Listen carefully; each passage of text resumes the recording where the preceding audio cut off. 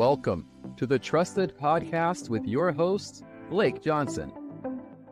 In each episode, Blake interviews professionals in different areas of life that you need a trusted source of information, including trust and estate planning. You can find this show on all the major platforms, including YouTube, LinkedIn, Facebook, Apple Podcasts, Spotify, and on our website, trustedepa.com. Now, here's the host of Trusted Podcast, Blake Johnson. Hello, and welcome to the Trusted Podcast. It's great to be back with you again today. Got an awesome lineup to go through today, and we're going to start with talking with Dave Young. He is the mayor of the city of Orem. He is also the founder of Paragon Wealth. So, Dave, welcome to the show. Thank you, Blake. I'm glad to be here. Okay, so you've got quite the interesting background. So, why don't you give me a little snippet of your journey and how you got here and how you got into running for mayor? Okay. That's kind of a long question, but I'll see what I can do. Go back in time. I had an interest in magic, and I started a magic show. I did magic from the time I was 12 till about 23. Wound up with a pretty big show. It was called Grand Illusion.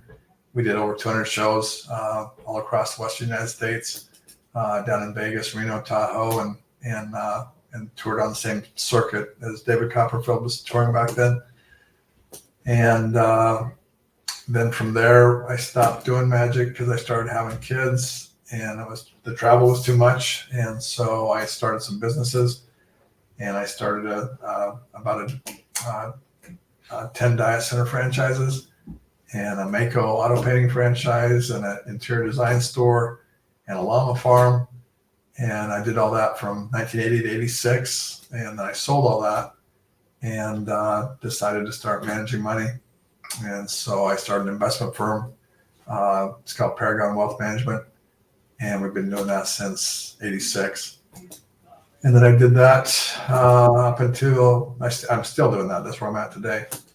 But then I ran for mayor a couple of years ago.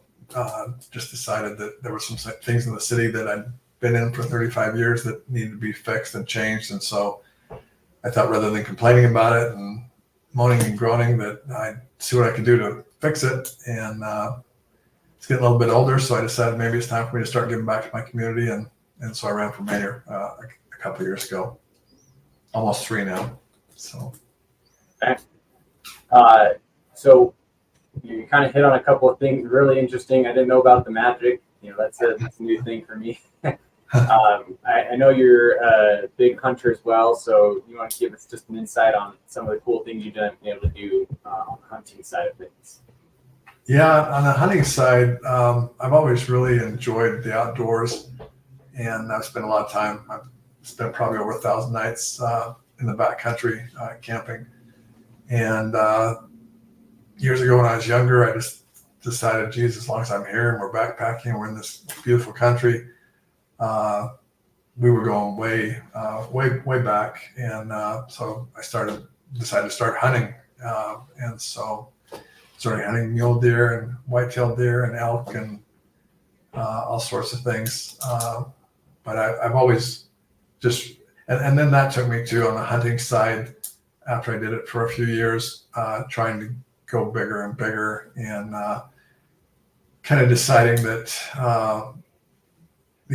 the really big animals are really hard to get, and it's because they survive. They're survivors, and they last a lot longer than average, and so they grow a lot bigger, and so it takes, in my mind, a lot more skill to obtain those giant animals, and you have to just kind of go above and beyond the norm to get them. So anyway, in the course of from a hunting perspective, I've been fortunate. I took the number 6 mountain goat in the world up in British Columbia. I took the number 3 elk with a muzzleloader in the world. And I've taken the number 2 antelope in Utah with a bow. And then I've just got a downstairs full of cool animals that my wife has relegated to my downstairs. Yeah. Well, yeah, it's amazing. A lot of cool things. We've seen a lot of cool places. But you always need to come back here to home, to Orem, and you talked about wanting to make some changes. What were some of the big things that motivated you to get into running for a political office? And then what were the biggest surprises when you did get into office, or that you encountered while running for office? Yeah. Well, before I ran for office, what motivated me was, so in the city, in Orem specifically, we had what's called a mayor council type of government. And the mayor and the city council are supposed to represent the citizens. And then you have a city manager who is like the CEO of the city. He reports to the mayor and city council, but he manages there's about 500 full-time employees and about 700 part-time employees. So he managed that whole structure, and then we basically manage him, is the way it's supposed to work. And prior to that, for probably the previous 10 years, the mayor and city council had kind of become more decorative. They were going to ribbon cuttings. They were, waving in the parades, but they weren't really, in my mind, in my opinion, representing the voice of the people. And so when I ran for that. I ran to bring the legislative voice back and the representation of the people. And just one example of that.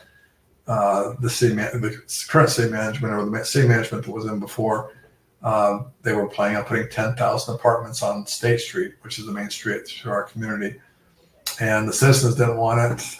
Nobody wanted it, but the city was going ahead down that path. And so when I ran that I was going to stop that. And so I did stop that. I was able to cancel those 10,000 apartments that were slated in the master plan to be developed on State Street.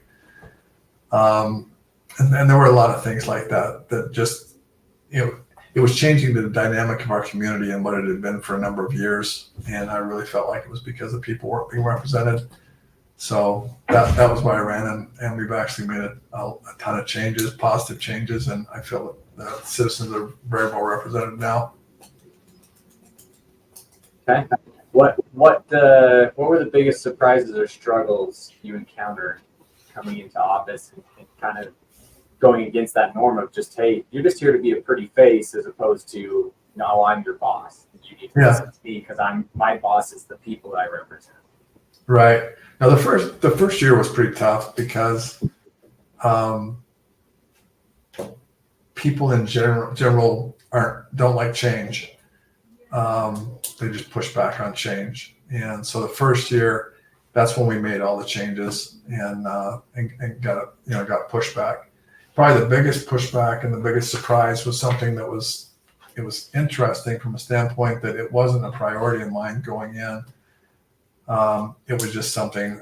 For example, in our first meeting we had a retreat at Midway, and one of the city council members brought up, hey, we're part of Alpine School District. That's 14 cities, 85,000 students, and we're one city in that. And have we ever looked at what it would be like to break off and become our own school district, or to break off and bring a couple other cities with us? And people had talked about it for years, but I just thought, no, that's interesting. Maybe we should explore that, and we should run the data and do some studies and see exactly, is that feasible, and what would that mean in terms of what kind of changes would that bring? And so it wasn't something that I brought into the table. It was other city council members that they wanted to talk about it. I thought, fine. And so we voted, and we voted 7-0 to basically run a study and see where we're at. And so my biggest surprise was, you would have thought that I had ordered that the firstborn of every household should be taken out or something. Yeah. Because people got, particularly people who were involved in the schools, got very up in arms about that, and they didn't want the study, they didn't want the conversation. They didn't want anything to do with it. They didn't want any chance that could be a change. And that was just a surprise to me, because I thought we're just looking at the data and we're just going to put it out there and we're going to let the citizens vote on it and decide. But I was surprised at the level of protectiveness that certain areas of our population had against even having that conversation. Yeah, and I've experienced that. Down in Nevada, it's crazy. In Vegas, the school district is the entire county. So not even a couple of cities. It's the entire county. You're talking about 4 million people under one school district. So definitely can see what that does on that side. So awesome that you guys were proactive in looking at those things. And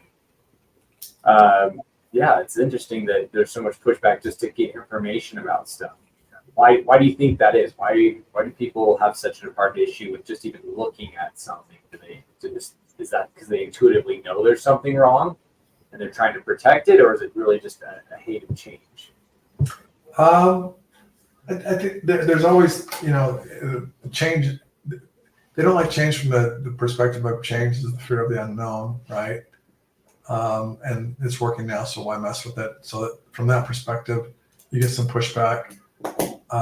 Most leading the charge on the pushback, though, were employees of the school district, were people that, this is their livelihood, that's their job.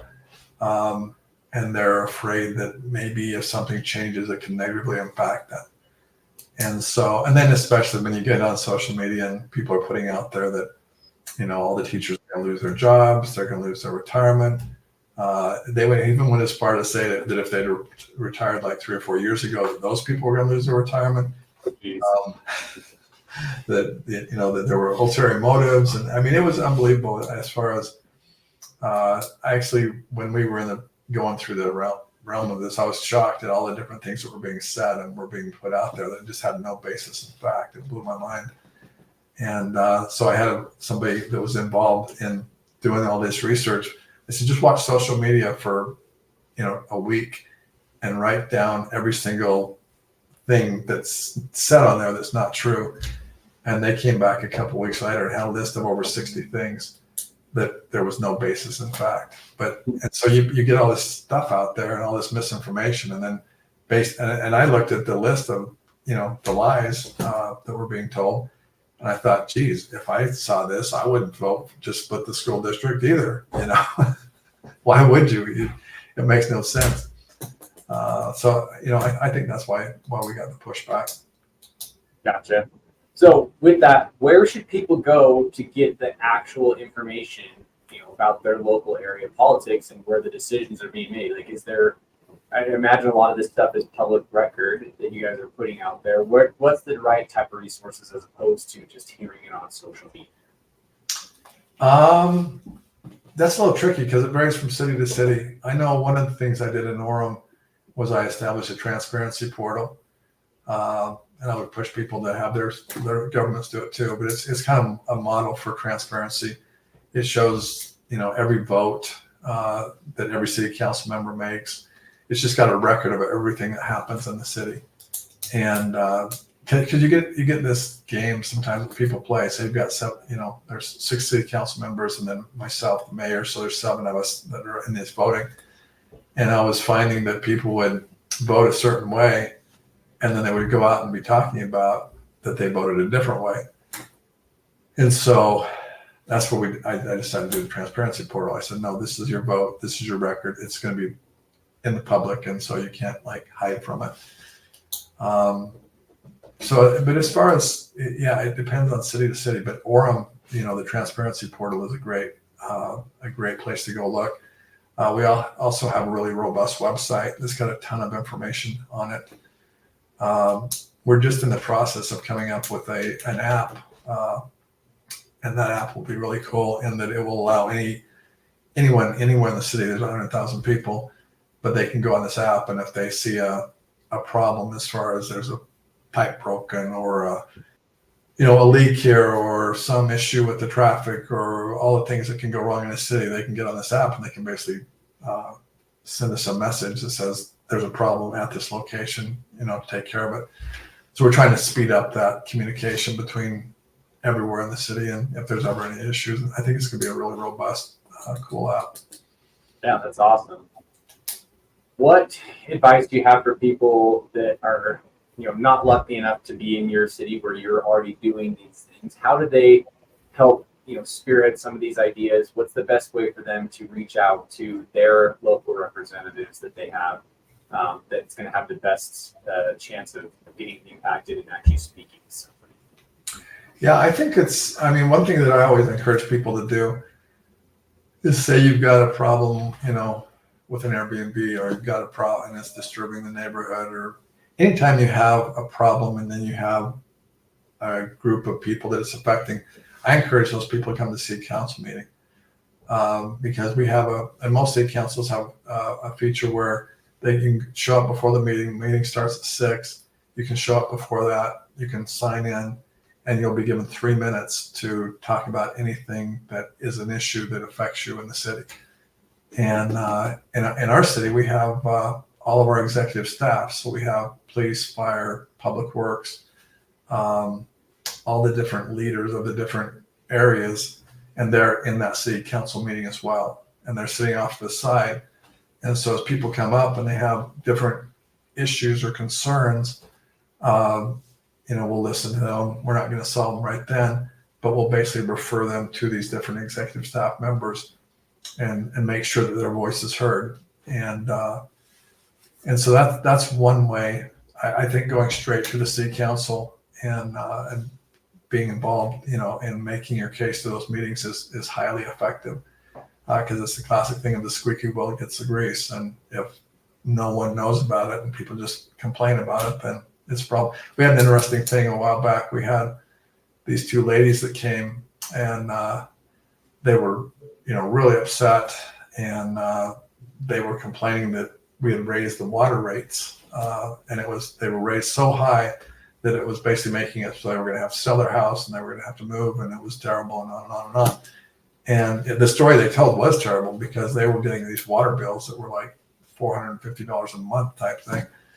And then, they went and talked to Public Works, and we did an investigation into it. And it turned out that they both had major leaks in their water. So it wasn't that the prices had gone up, but they had these leaks. And so Public Works was able to fix the leaks, and the ladies were happy, and everyone won. But had they not come and, let their voice be heard, they would still be paying $450 a month. So those kinds of things are really effective. People can also send emails. I get emails regularly from people with concerns, and then I forward them to the different departments. But I'd say number 1 is come to city council. Number 2 is the emails are effective. And then beyond that, if you feel that things can be improved, and that you feel you're a person that can help, facilitate that improvement, then by all means consider running. People ask me all the time, well, what are the qualifications? What do my qualifications need to be if I would be in city council? And how does that work? And I always tell people, because I've had several people ask me and actually run, I say, I think your job, I don't think you have to be an expert in all these different things, but what I think you do need to be able to do is I think you need to be able to think critically and objectively and look at problems and evaluate the data in front of you and make decisions. And then I think you need to be able to articulate your case or your position.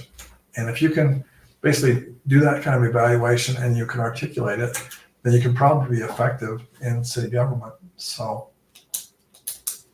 Yeah, that was going to be my next question is, what about running? What does that look like? So if someone does decide to run, what's the piece of advice you tell them in preparation for it? How soon should they start looking at it?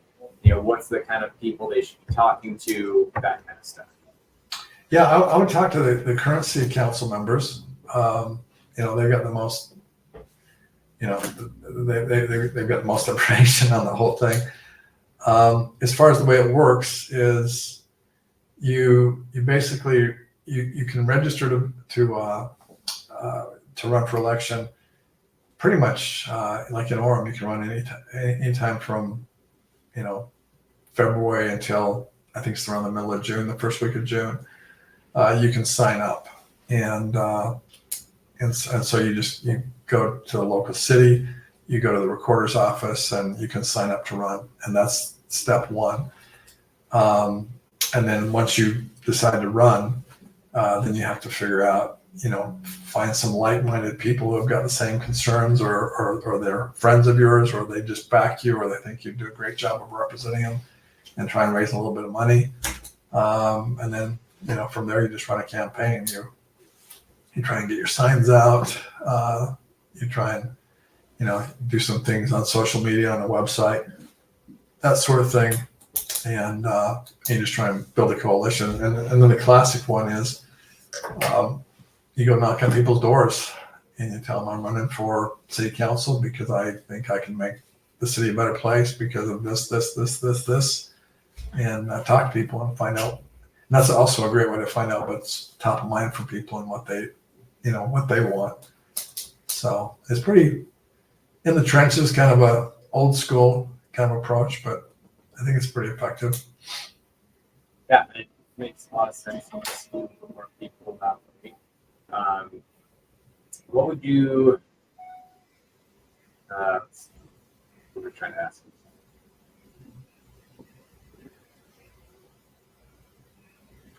Where do you think people get stuck with that? Is it just a fear thing? Is it a time commitment issue? Maybe you can speak a little bit to that. Like, hey, I run a business, I got a family, I've got this, I can't do that. Is that true? Is it too much of a time commitment, or is there other issues that would keep them from wanting to move forward and run for an office?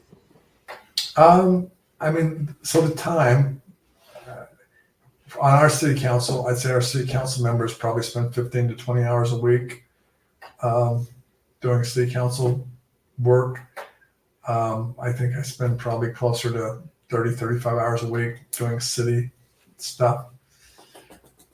So there's the time commitment. For me, it would have been difficult. And it's, you get paid, but you can get paid a lot more doing other things. Right. I'm sure you make more in your daily business, right? Right. So it's not about the money. The money just kind of, is a nice thing, but not a reason to do it. So that, I don't know, most of the people I've met that wind up doing it are pretty passionate about, they just want to help make the world a better place, and they want to make their city a better place. I mean, we had in Orem, if I remember right, we had like the last city council election, you have 3 people elected every 2 years. So a total of 6 people, but it alternates. And so on this last election, there were 3 people up for election, and we had 13 people, sign up to run.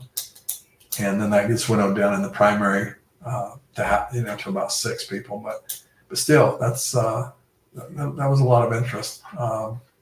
And my deal is, when I get people who from other cities or different things, and they're hitting me up and they're saying, well, geez,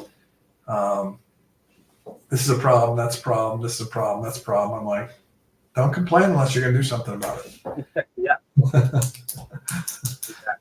So. Well, we're winding down here on time. I always like to add, what's the best advice you've ever been given, and then anything else you want to add that would be didn't get to today? So, say that again. You're cutting. So the best advice you've ever been given, personally or professionally, and then anything else that you wanted to mention. Okay.